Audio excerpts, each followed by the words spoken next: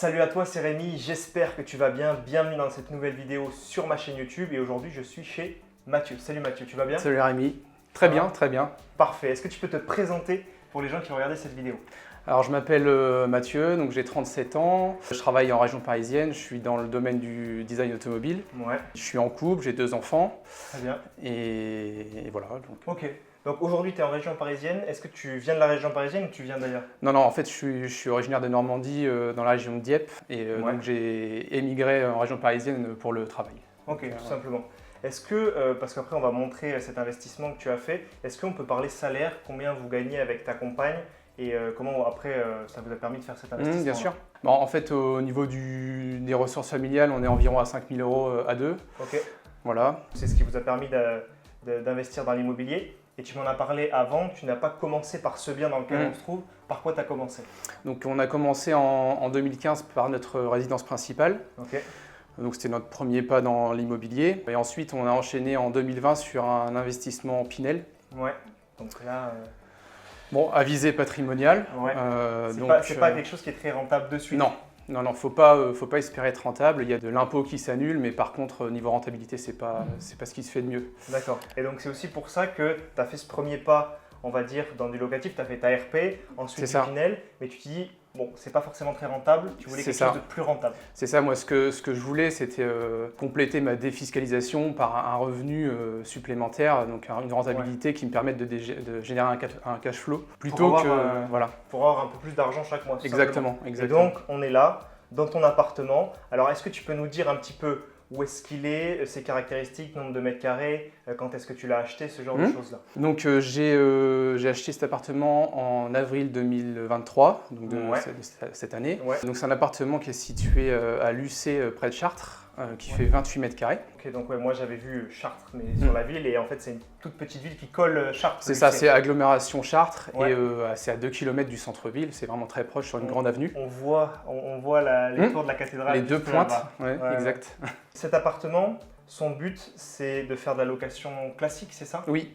Oui, parce qu'au départ, j'avais un peu visé la courte durée, mais étant donné la localisation, qui était un peu extérieure au centre-ville historique, c'était un peu plus compliqué, je pense, d'être concurrentiel par rapport aux autres appartements au centre. Donc je me suis dit, je vais partir sur la longue durée, et en termes de cash flow, je m'y retrouvais. Donc, je pense que ça sera… Et donc là, on n'est pas sur une construction neuve comme le Pinel, on est dans l'ancien, on est au 3e avec ascenseur. C'est ça. Et tu sais de quand date la copropriété à peu près? Je crois que c'est 1958. Voilà. Et ce que tu as vu dans cet appart, c'est qu'il y avait du potentiel, parce que tu nous as montré les photos avant. Oui. Et là, il y avait du dégât. En fait, c'était dans son jus, pas des années 50, mais presque. La disposition n'était pas du tout la même. On avait là la cuisine, c'était la salle de bain, avant. Ici, on avait un couloir fermé sur plus de 3 mètres carrés qui servait à rien. C'est parfait, parce que maintenant c'est ça que je voulais qu'on fasse, c'est qu'on fasse vraiment le tour du propriétaire et que tu nous expliques vraiment tout ce que tu as changé. Donc là tu nous as dit, on avait la porte, donc déjà tu l'as changé la porte. C'est ça. Donc ça c'est toute nouvelle porte blindée. Oui, porte blindée qui est vraiment plus qualitative, et déjà quand on rentre on voit que c'est du costaud et ça donne vraiment une impression de qualité. Et pour que les gens se rendent un peu compte, tu as payé ça combien? C'est autour de 1500-1600 €. Ok. Et donc là, il y avait un couloir qui s'arrêtait à peu près à la table et qui allait à cette cloison-là. C'est ça. Et en fait, on avait 2-3 mètres carrés qui étaient perdus. Mais vraiment perdus. C'était vraiment fermé dans le noir, et ça ne permettait pas du tout d'optimiser la surface. Surtout dans les petites surfaces, on cherche à gagner des mètres carrés. Exactement. Donc ce qu'on s'est dit avec ma femme, c'est qu'on allait pouvoir inverser la salle de bain qui était… c'était possible puisque derrière c'est une gaine technique qui permet un peu d'inverser la plomberie. Donc on a inversé la salle de bain avec la cuisine. Parce que là il y avait la salle de bain et la cuisine de l'autre côté. Oui. Donc tu as tout inversé. C'est ça. Sachant que, tu me l'as montré avant, c'est un carré cet appartement. Et en fait tu t'es dit, bon, il n'y a rien qui va, on va en gros tout raser et repartir de zéro. C'est ça. Donc il y avait un couloir qui était perdu, il y avait une espèce de pièce principale qui était toute petite avec une cuisine pas très jolie et une salle de bain aussi pas très belle. Et donc là, tu as tout ouvert, sauf la salle de bain qui est donc une pièce à part. Mais ici, on a la partie cuisine, la partie salon, la partie chambre et la pièce salle de bain. Oui, c'est l'avantage des surfaces carrées, c'est que selon la disposition des murs porteurs ou non, on peut quand même bien agencer la surface. Alors parle-nous un petit peu, en commençant par ici, des rénovations. Qu'est-ce que tu as fait toi-même, qu'est-ce que ton artisan a fait, est-ce que vous avez tout repris du sol au plafond, élec, spot, cuisine, explique-nous un peu. Bah, tout a été repris, on n'a rien gardé de l'existant en fait. Moi je me suis occupé de la démolition. Donc tu casses tout et t'emmènes à la déchetterie. Ouais, c'est ça. Okay. Donc c'est un peu comme on avait vu dans ta formation, le moyen peut-être de gagner un petit peu sur le devis, c'est de faire les choses que l'artisan n'aime pas forcément faire. Il n'aime pas trop ça, ça ne demande pas des connaissances de fou pour le faire, non. Donc ça demande juste un peu d'huile de coude et un peu de temps. Du temps et de l'huile de coude, exactement. Ouais, okay. Et donc moi je me suis chargé donc, du plancher, montage de la cuisine et puis des peintures. Voilà. D'accord. Donc après l'artisan c'est lui qui a fait tout le reste. Ouais, il a fait tout le reste. Donc là, meuble technique où il y a le compteur, il a tout refait, ici. Cuisine, explique-nous un petit peu ce que tu as fait. Tu as choisi pour moi des choses qui vont très bien. Donc déjà cette petite couleur qui donne une petite touche sympa. Petit vert céladon. Vert céladon de Leroy Merlin, c'est ça, c'est ça. Et après là tu as tout refait également. Donc tu as installé le lave-vaisselle, toujours bien pour un jeune actif ou pour moi, c'est un équipement indispensable maintenant pour... Plaque induction aussi, donc là on est sur du haut de gamme quand même. Et après, c'est du blanc brillant. Tu l'as pris où la cuisine? Leroy Merlin. Ok, très bien, tout est de Leroy Merlin. Et ici, on va le voir à la caméra, c'est qu'il y a un tuyau d'évacuation qui passe. Et donc, tu as juste coffré. Pour l'instant, et tu vas coller tout ça. Voilà, c'est ça. C'est ça, pour éviter de voir le tuyau qui n'est pas très joli. Alors, on va se diriger maintenant dans l'espace salon pour que tu nous expliques un petit peu ce que tu as fait ici. Du coup, la caméra s'est mise vers la porte d'entrée pour qu'on ait la vue sur la cuisine qu'on vient de te présenter et l'espace salon. Donc, dis-nous un petit peu ce qu'il y avait, comment tu as organisé les choses ici pour faire ta rénovation. Espace salon ici, c'était en fait une grande pièce, une grande pièce qui faisait 18 mètres carrés, je crois. Ça n'existait pas? Non, cette cloison-là, on l'a rajoutée avec la verrière pour avoir beaucoup plus de lumière. Ouais, sachant que là-bas, c'est le sud. Donc là, par exemple, on tourne dans l'après-midi. D'ailleurs, il fait très chaud quand on tourne cette vidéo. Et donc, le soleil tape fort là-bas et ça amène de la luminosité aussi dans le salon. C'est ça. Donc, en fait, en créant la cloison, on crée un coin de nuit de la même façon. Ce qui fait quand même, c'est un peu plus agréable dans un studio quand même d'avoir quelque chose de séparé. Je suis d'accord avec toi. C'est très, très sympa. Et puis là, pour optimiser un petit peu, on a mis une table haute avec 2 tabourets. Tes meubles, en général, où est-ce que tu les as pris? Tu as vraiment un fournisseur, disons, officiel, ou tu as pris un petit peu? Non, j'ai mixé un petit peu. Ici, par exemple, c'est Ikea. Le meuble télé, c'est Ikea. L'armoire ici de rangement, c'est But. Et le canapé, c'est Milibou. Ok. Voilà. D'ailleurs, très bien parce qu'elle est blanc brillant. Ça va bien avec la cuisine, donc c'est parfait. Et j'aime bien aussi la touche de terracotta niveau peinture parce que ça amène le petit peps. Voilà, c'est ça. Des fois, il y a des apparts qu'on voit qui sont rénovés, qui sont un peu froids. Celui-là, pas du tout. Tu as encore quelques bricoles parce que tu es sur la fin du chantier. Ouais, que j'ai encore quelques finitions à faire. Tu as un miroir, une pendule à mettre, tu as encore un petit peu de bazar ici, mais c'est pas grand-chose. Un meuble à chaussures et puis quelques petites touches pour terminer complètement. Ok, bon parfait, on va passer dans le coin de nuit, que tu nous montres un petit peu ce que ça donne. Moi, je trouve ça très bien que tu es séparé, vraiment, c'est agréable parce que pour avoir eu un studio quand j'étais jeune avec tout au même endroit, c'était pas forcément top. Donc là, tu as pu séparer, très lumineux. Et puis même dans un couple, des fois il y en a un qui veut regarder la télé, l'autre se coucher, ça permet de... Une série là, de différencier un petit peu les soirées. Donc là, ici, on a réussi à mettre un lit de 140 avec donc c'est un lit avec rangement en dessous. On peut voir? Oui, bien sûr. Ça, j'aime beaucoup, je le conseille beaucoup à tous les élèves du programme parce que on gagne 2 mètres carrés sur 40 cm de haut, on peut mettre des cartons, on peut mettre des affaires de ski, on peut mettre des valises. Voilà, tellement de choses, je trouve que c'est vraiment très très bien. Donc, dans un studio, tout ce qu'on peut gagner, Et donc toi, parce que moi je conseillais souvent le lit Malm de chez Ikea, mais tu dis qu'il est, en fait il est bien, mais celui-là est pareil et il est beaucoup moins cher et il vient de Conforama.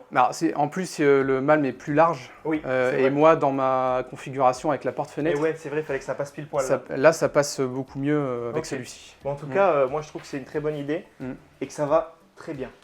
Tu nous avais parlé avant de commencer la vidéo du système de chauffage. Donc tu nous as dit que la CoPro avait enlevé son système d'avant et que toi tu avais choisi de mettre des radiateurs individuels électriques. Oui, c'est ça, il y avait une vieille chaudière au fioul. Alors j'ai vu dans les comptes rendus d'assemblée que c'était soit il a réparé, mais à gros frais, ou soit il supprimait pour tout le monde le chauffage collectif, et donc ça a été voté suppression du chauffage collectif, et c'est aussi bien parce que niveau charge ça va se ressentir. Ouais, tu auras beaucoup moins de charge. Et puis dans un appartement, avec l'électrique c'est aussi efficace, je pense.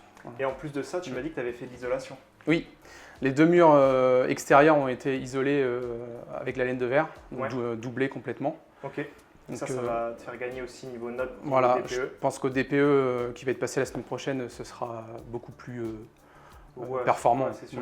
Les fenêtres, je me souviens pas, tu les as toutes changées aussi? Oui, toutes. Avant, c'était du simple vitrage ou c'était du vieux double? Je crois que c'était du simple. C'était même du simple. Ouais, okay. Elles sont très bien. Et en plus, tu as installé les volets électriques. Oui. Ça marche très bien. Ça, c'est toujours le petit plus qui fait la diff aussi. C'est sûr. Plutôt que de faire à la manivelle, c'est quand même un sérieux confort. C'est sûr. Et ensuite, on va passer sur la partie salle de bain. Aussi très bien rénovée. Il manque quelques petites choses, mais pas grand chose quand même. Et du coup, qu'est-ce que tu as fait là? Tu as tout rénové? Là, pareil, bon, comme c'était la cuisine, de toute façon, on a tout repris de zéro. Ensuite, on a posé du carrelage, donc ça c'est de l'imitation bois noyé. Parquet, ouais, mais du coup c'est très bien pour la partie cuisine. Sur le mur, on a des grands carreaux de 60 par 120, donc ça limite le nombre de joints. C'est pas facile à poser ça d'ailleurs, hein, parce que c'est lourd. Ouais, mais alors mon artisan, je pense qu'il a l'habitude et à la limite, il préfère les grandes tailles parce que c'est beaucoup plus rapide à poser. Ok. Donc sinon, c'est meuble Leroy Merlin remix. Remix classique. Et WC suspendu Gébéric, moi je conseille toujours ça, mes artisans prennent toujours ça. Et puis cabine de douche et tout ce qui est robinetterie, tu as pris du Grohe. Ouais, Grohe sur toutes les robinetteries. Pour être tranquille. Très belle rénovation, en tout cas moi je la trouve très bien. Merci. On en parlait aussi, ça c'est très joli. C'est-à-dire que maintenant ils arrivent à faire des ballons d'eau chaude. Avant c'était quelque chose qui était vraiment moche, qu'on voulait cacher à tout prix. Et maintenant ils les font plus petits, ils les font assez esthétiques, du coup je trouve que ça passe très bien. Les ballons plats, il y a limite plus besoin de les coffrer. Ouais, c'est vrai, c'est ça. Parce qu'en plus il y a toutes les fonctions accessibles dessus, c'est pas moche. Non, c'est très bien. Petit miroir avec un petit peu de avec rangement. Et petite prise ici, parfait. Ok, très bien. Eh bien, franchement, très belle rénovation ici. Et oui, ici il va y avoir... Là, le lave-linge. Qu'on va monter après là. Oui, c'est ça. Il est dans ta voiture. C'est ça. Donc on va t'aider à le monter parce que c'est pas facile. Je vous attendais pour ça d'ailleurs. On va faire ça après. Donc il va être là et il va compléter la salle de bain pour que les gens aient leur pour que l'équipement soit complet entre lave-linge, lave-vaisselle, il y aura tout. Parfait. Tout inclus. Parfait. Ça aussi t'as changé ou tu les as juste repeints et t'as mis des poignées? Non, il y avait pas de porte pour la cuisine, donc c'est l'encadrement plus la porte ont été tout refait par ton artisan. Refait, ouais, exactement. Okay. Bon, on l'a dit, il manque quelques toutes petites bricoles, un seuil de porte par ici. Ici, tu as encore un petit peu de matériel qui traîne, mais pas grand chose. Tu as fait une très belle rénovation et maintenant, ce qu'on va faire, c'est qu'on va se rediriger par là-bas dans la cuisine et qu'on va te parler chiffres. Ok, donc on va commencer par parler crédit sur ce bien, donc prix d'achat, qu'est-ce qui a été englobé dans le crédit, etc.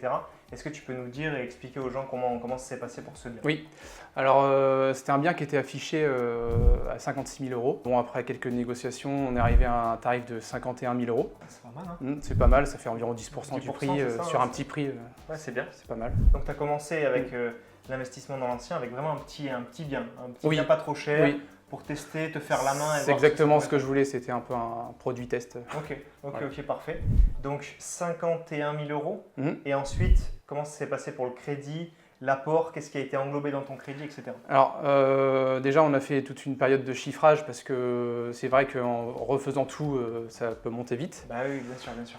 Donc nous, ce qu'on s'est dit, c'est qu'on voulait mettre une enveloppe de 15 000 euros pour un rafraîchissement plus, puisque... là, c'est vraiment plus là, c'est vraiment très joli. La qualité de la rénovation est vraiment top. Voilà, et donc on a englobé ça dans la demande de crédit, donc le prix d'achat de 51 000 euros plus les travaux 15 000. Ok. Donc ça fait un total de 66 000 euros à financer. Donc ça c'est à financer. Donc toi tu as rajouté de ta poche les frais de notaire. Il y avait de l'agence ou pas là? Non, non c'était côté vendeur. Ok. Donc frais de dossier, frais de garantie. Et tu as rajouté un petit peu de rallonge au niveau travaux. Oui, parce que d'office, on savait qu'on allait dépasser, mais on avait un peu d'apport supplémentaire. Donc tu n'as pas souhaité demander plus finalement à la banque et tu savais que tu allais rallonger un peu toi-même. Exactement, on avait un petit peu d'argent supplémentaire, donc on a profité de ça pour éviter d'avoir une mensualité de crédit qui soit trop élevée. Donc on a préféré mettre un petit peu d'apport et puis après maîtriser un peu nos travaux. L'apport, il monte à combien à peu près sur ce projet-là? Environ un peu plus de 15 000 euros. Un peu plus de 15 000 euros d'apport et 67 000 euros. 66 000 euros de crédit. 66 000 euros financés. Ok, très bien. Est-ce qu'on peut parler des caractéristiques de ton crédit? Est-ce que tu as eu un différé sur combien d'années tu as emprunté et quel taux? Donc nous, on a emprunté sur 25 ans, bon, forcément pour avoir la mensualité la plus petite. Ouais. On a eu un taux de 3,4%. Ok, c'était à quelle période? C'était en mars de cette année, mars 2023. Ok. Bon, c'est dommage, on aurait pu gratter un petit peu, mais la banque a fait traîner d'un mois et du coup, ah bah monsieur, on doit augmenter le taux. C'était pas une période très sympa pour les taux, tout ça. Voilà, Okay. donc même à ce taux-là, on réussit quand même à être rentable. Donc, ok, et donc 25 ans, si oui, différé, tu m'as pas dit. Différé total sur 12 mois. Ok, donc 0 € de mensualité pendant 12 mois. Zéro. Et donc ce bien, tu as mis 5-6 mois à le faire, à le rénover complètement? Ouais, c'est ça. C'est ça. En fait, toute la première partie, on va dire démolition et gros œuvres, c'était assez rapide. Ouais. Bah après, une fois que l'artisan m'a donné les clés, bon, c'était à moi de prendre les travaux en main et j'avais que les week-ends pour le faire. Ouais.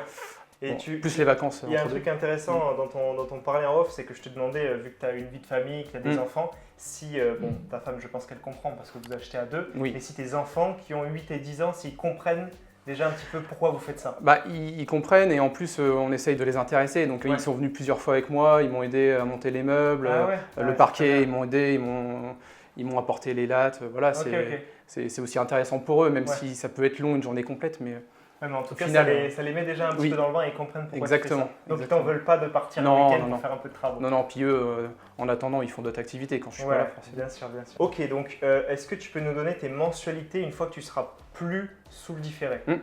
Donc avec l'assurance, on serait sur des mensualités de 360 €. Ok, 360 €. Et on en a parlé aussi ensemble, on a mensualisé un peu toutes tes charges, copropriété, taxes foncières, charges en général. Tu vas monter à combien à peu près de sorties d'argent? Combien tu sors de ta poche tous les mois? Je serais environ à 500 €. 500 €. Parce que donc 360 € de mensualité, environ 80 € de charges et 70 € de taxes foncières. Ouais, ok. Donc ça fait un total d'environ 500 €. Et derrière, combien tu veux louer ce bien? Je table sur environ 600 €. En essayant peut-être de mettre un peu plus haut au départ. Ouais. Petite pause dans cette vidéo, simplement pour te dire que Mathieu a finalement loué son bien 650 €, charges comprises. Premier jour de visite, coup de cœur immédiat de sa locataire, ce qui fait 150 € de cash flow sur son bien, c'est-à-dire que c'est mieux que ce qu'il espérait au départ. Et il faut aussi savoir que sur son secteur, ce genre de bien en meublé, mais de façon très classique, pas avec d'aussi belles prestations et une aussi belle rénovation, aurait pu se louer environ 500 €. Il loue donc 30% au-dessus du prix du marché. Comme je conseille souvent, on est sur du meublé classique, on n'est pas sur de la courte durée. Courte durée, je propose toujours l'inverse. Commencer bas, faire des bons commentaires pour attirer, pour monter. Là, c'est l'inverse, il faut trouver un bon locataire très vite.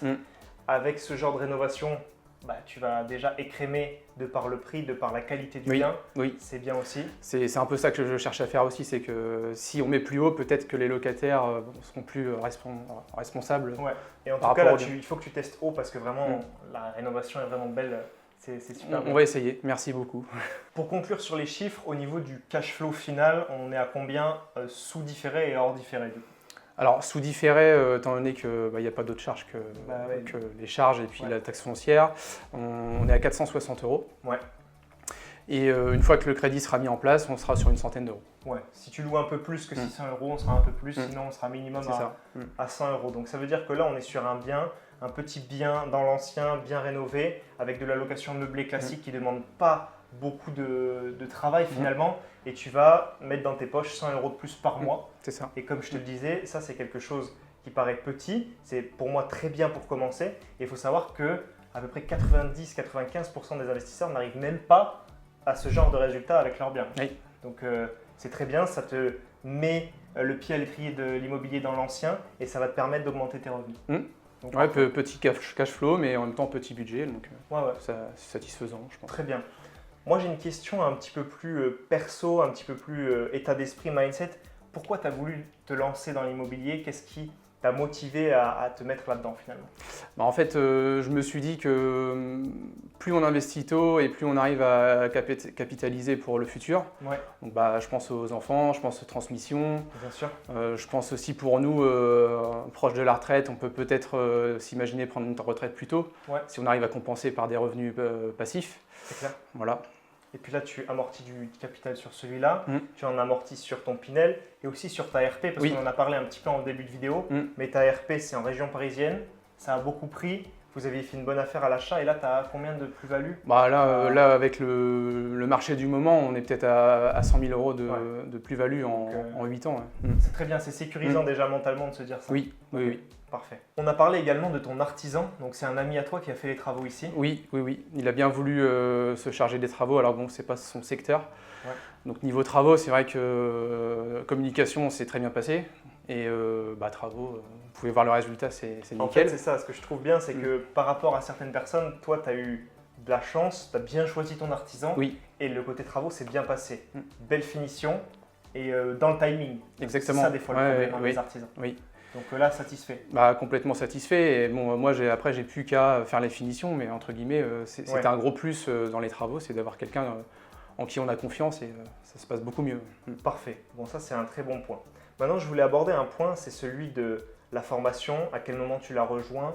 Pourquoi? Est-ce que tu veux nous faire un petit peu la chronologie par rapport à ton passage à l'action et à cet investissement? En fait, depuis le Pinel, on s'était dit que ce serait bien de faire un investissement rentable. Ouais.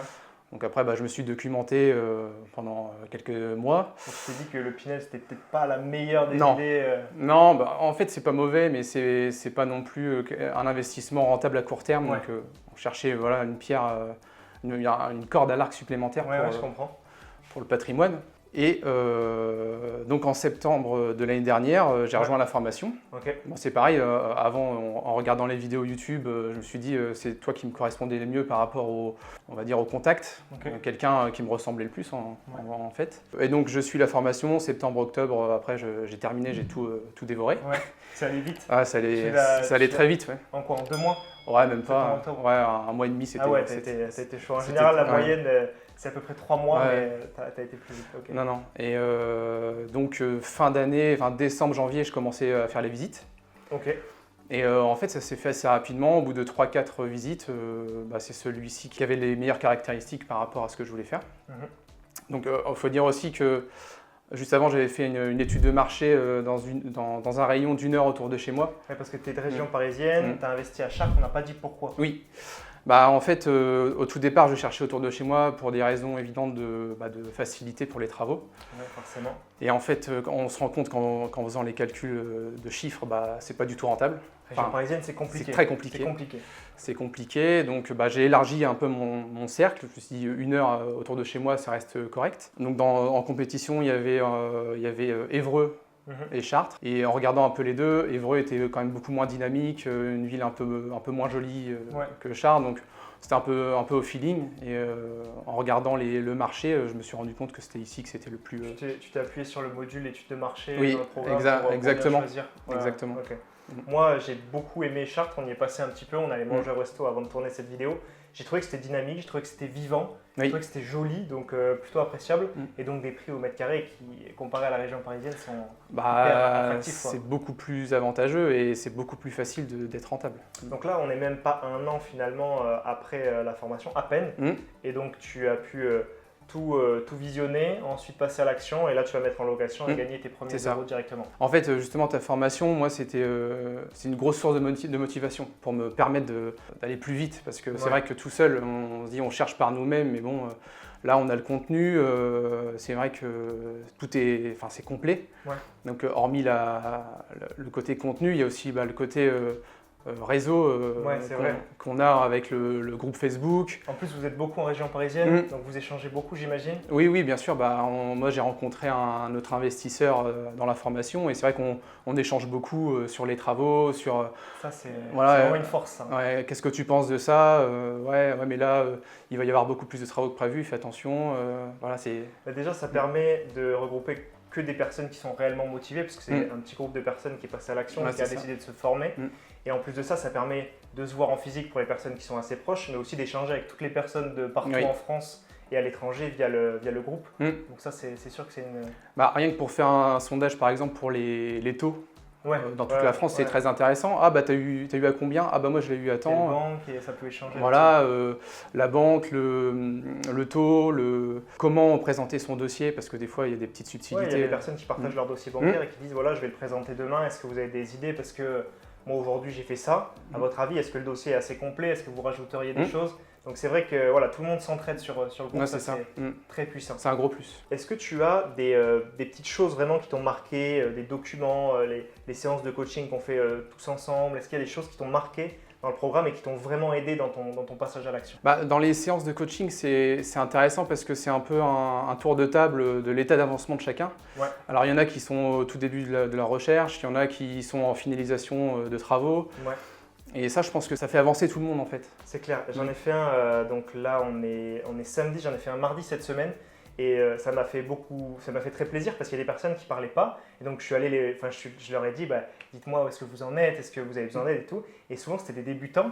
Et en fait ils nous disaient, c'est extrêmement enrichissant juste d'écouter. Rien dire, mais d'écouter parce qu'ils sont débutants, ils ont juste démarré le programme. Juste baigner dans le milieu. Et les travaux, et toi tu as fait ça, et pourquoi tu as fait ça, et tu as parlé de ça à la banque. Et juste ça les aidait beaucoup. Ça c'est très, très motivant. Ok. Et est-ce qu'au sein des modules ou des documents, il y a d'autres choses qui t'ont marqué par rapport à ton passage à l'action? Oui, niveau justement études de marché. Ouais, ça t'a aidé. Ça c'est très utile parce que ça permet tout de suite d'éliminer les mauvaises affaires. Ça permet de savoir sur quel marché on se lance, de comparer les biens entre eux pour savoir lesquels on a vu, pourquoi ils sont plus rentables que d'autres. Par exemple, ton fichier Excel comparaison de biens, ouais, c'est le premier fichier que j'ai utilisé. Et c'est vrai que tu vas en visite avec, tu prends tes notes. C'est très simple, mais par contre, ça permet de suivre exactement. Moi, au départ, j'ai rempli ligne à ligne quasiment toutes les annonces du Bon Coin. Et après, même sans regarder vraiment l'appart en détail, on sait si on est rentable ou pas. Okay. Donc ça, c'est intéressant. Bon, écoute, parfait. Merci pour ton partage. Merci à toi d'être venu sur ce superbe appartement. Ouais, il est super. Vraiment, franchement, très, très belle reine. Bon, Mathieu, merci de nous avoir accueillis chez toi. Merci, ravi de vous avoir accueillis. C'était très, très cool. On a très bien mangé. Ensuite, on est venu là. Tu nous as partager ton appart super réno. Merci beaucoup, merci à toi. On va terminer cette vidéo, mais nous on va t'aider parce qu'il y a encore un petit peu de boulot. On va t'aider à monter le lave-linge et puis tu vas installer 2-3 bricoles. Merci beaucoup en tout cas de ta venue. C'est super d'avoir partagé. Avec plaisir. Si toi aussi, comme Mathieu, tu veux te lancer dans l'immobilier rentable, tu trouveras plein de ressources gratuites directement en description de la vidéo. C'était Rémi et Mathieu. On se voit très vite. Ciao.